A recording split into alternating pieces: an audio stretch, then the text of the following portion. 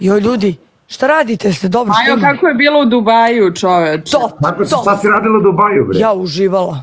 Malu samo zanima Belo iz Dubaja, Belo iz Dubaja. Znači, Bilo je, ne, user, to se ne računa kada igram u četvoro.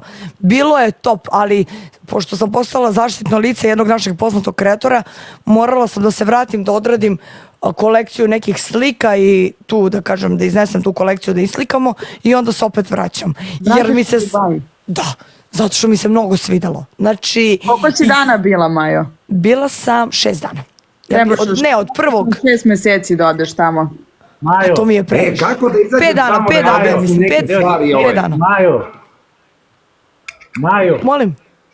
izvini se ovim ženama što im nabijaš komplekse sa tim.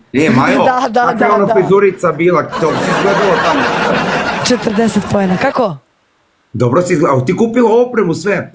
Da. Znaš ko je meni, ne vraća mi onaj ajrik, kao daj da probam. Mirela mi uzela, klošarka mi uzela taj ajrik, imam celu opremu ovde, vidiš. Ajmo još 20 pojena.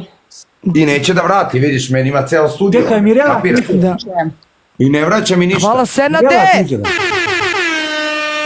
Ljudi, ja igram ovu jednu sa vama i gasim se puta 2.